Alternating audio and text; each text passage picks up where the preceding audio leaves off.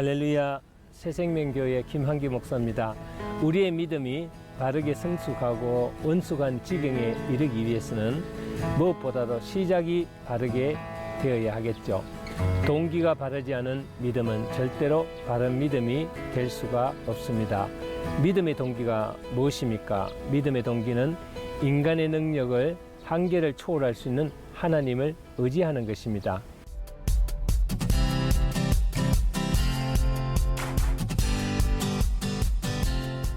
우리의 삶은 하나님의 사랑과 은혜로 이루어지고 있는 경건한 삶이라 할 수 있습니다. 경건한 자는 반드시 하나님을 신뢰하고 믿는 성실한 삶을 살아갑니다. 그러나 불성실한 인간은 스스로 무엇을 할 수 있는 것처럼 착각하며 살아가죠.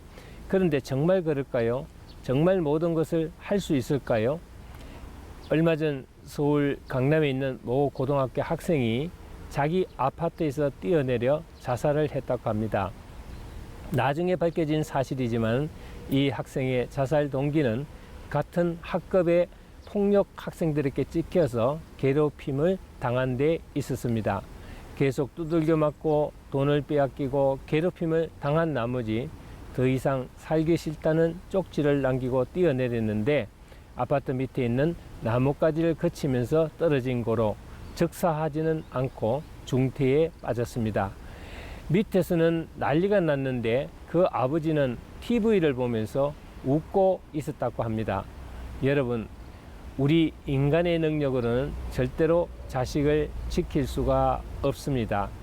우리의 능력으로 가정을 바로 세울 수가 없습니다. 얼마 전 강남의 주부 1000명을 대상으로 한 설문조사에서 70%가 현생활에 만족하지 못하고 이혼하고 싶다고 응답했다고 합니다. 60%는 결혼 전으로 돌아간다면 지금 남편과 결혼하지 않겠다고 했고 25%는 결혼의 기회가 주어진다면 계약 결혼을 하고 싶다고 응답했다고 합니다. 과연 가정이 행복하다면 이런 얘기가 나올까요? 여러분, 우리의 능력으로는 사업을 마음대로 할 수가 없습니다. 오늘 이 시간에도 문을 닫는 기업체나 장사하시는 분들이 분명히 있을 것입니다. 사장이 능력이 없어가 아닙니다. 능력도 있고 열심히 해도 부도나는 업체들이 많습니다. 지금의 사회는 어떻습니까? 각종 범죄로 나와 상관없는 일로 살해당하기도 하고 강도를 맞기도 하고 직장에서 해직되는 일도 허다합니다. 우리의 믿음의 동기는 내가 최선을 다해도 내 힘으로는 한계를 느끼는 일이 많다는 것입니다. 그래서 우리는 바른 믿음을 가지고 하나님을 의뢰하는 경건한 삶을 살아야 합니다. 믿음이 무엇입니까? 한시라도 주님을 의지하지 않고서는 살아갈 수 없는 것을 말합니다. 누가복음 17장에 보면은 예수님께서 문둥병자 10명을 고쳐준 기사가 나옵니다. 그들이 문둥병에 걸려 있을 때는 예수를 얼마나 사모하며 믿고 따랐습니까? 그런데 그 중에 9명은 병이 낫는 즉시 예수를 팽개치고 자기 갈 길을 가버렸다고 합니다. 그 이유는 무엇입니까? 그때부터 자기의 능력으로 살 수 있다고 생각했기 때문입니다. 얼마 전 술과 방탕된 삶으로 간암이 걸린 남편의 손을 이끌고 어떤 분이 수양관에 기도하러 올라왔습니다. 간암으로 고생하던 분이 진실로 회개하고 하나님을 만나게 되니 치유의 역사가 일어났습니다. 너무나 기쁜 일이지요. 그런데 치유를 받은 그 사람이 은혜를 받고 내려가면서 가장 먼저 한 일이 무엇인지 아십니까? 병을 얻기 전에 만난 자신의 정부였던 여인을 먼저 찾아가서 술을 마시는 일이었습니다. 집으로 돌아간 줄 알고 전화했다가 오히려 큰 낭패를 당했습니다. 우리 믿는 사람들은 하나님의 은혜와 사랑을 먹고 살아가는 경건한 자들입니다. 그러므로 어떤 일이 있든지 하나님을 붙들고 하나님께 의뢰하는 경건한 삶을 살아야 하겠습니다. 이런 사람에게는 놀라운 하나님의 역사가 일어납니다. 우리 속에 믿음이 바닥날 때가 있습니다. 어려움은 계속되고 있는데 하나님은 멀리 있는 것 같은 답답함을 느낄 때가 많습니다. 이럴 때 더욱 하나님을 의지하고 믿어야 하는데 믿음은 점점 더 멀어지는 것 같습니다. 이럴 때 우리는 하나님 앞에 좀 더 솔직할 필요가 있습니다. 지금 나의 마음에 있는 답답함 그리고 슬픔 등을 있는 그대로 기도할 필요가 있습니다. 시편 13편 1절을 보면은 여호와여 어느 때까지이나이까 나를 영영히 잊으시나이까 주의 얼굴을 나에게서 어느 때까지 숨기겠나이까. 지금까지는 하나님을 의지하는 믿음으로 잘 견디어 왔는데 어려움이 계속되니까 나의 믿음이 점점 바닥이 드러나기 시작하여 더 이상 힘을 발휘하지 못한다는 것입니다.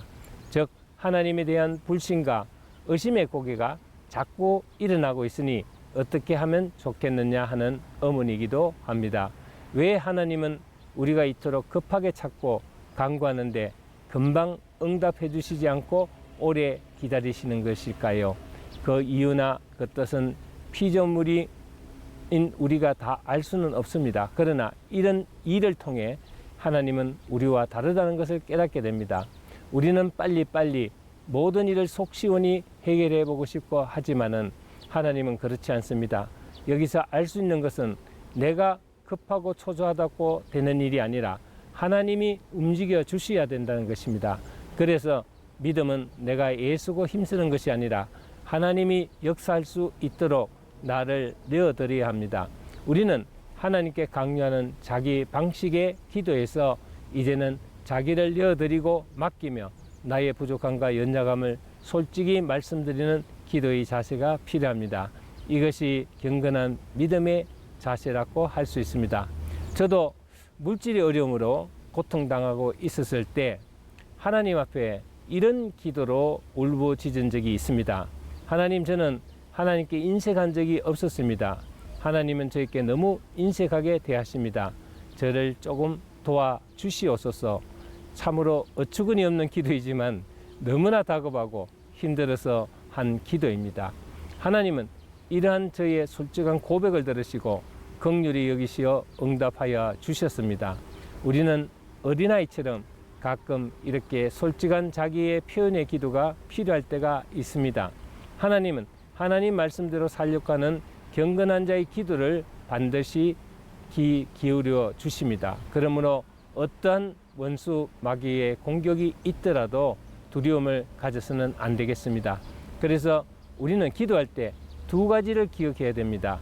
내가 간구할 때 하나님은 나를 기억하신다는 것과 또 하나는 반드시 경건한 자의 기도는 들어주신다는 것입니다. 본문 5절 6절을 보면 나는 오직 주의 사랑을 의지하여 싸우니 나의 마음은 주의 구원을 기뻐하리다. 내가 여호와를 찬송하리니 이는 주께서 내게 은덕을 베푸심이로다. 아멘. 우리가 위기 가운데서 실망하지 않고 크게 두려워하지 않는 것은 하나님을 알기 때문입니다. 하나님은 인자하신 분이십니다. 그러므로 하나님을 의지하고 사랑하는 자는 하나님께서 결코 외면하지 않는다는 것을 우리는 알고 있습니다. 그리고 믿음으로 나아가는 자는 반드시 사랑하시고 구원하여 주십니다. 경건한 자가 부르짖고 도움을 요청할 때 하나님은 가만히 계실 분이 절대로 아니십니다. 그러므로 신뢰 가운데 드리는 찬양은 하나님의 이름을 높이는 믿음의 행위입니다. 여러분, 삶의 모든 위기를 기도로 꼭 해결받으시기를 바랍니다. 감사합니다.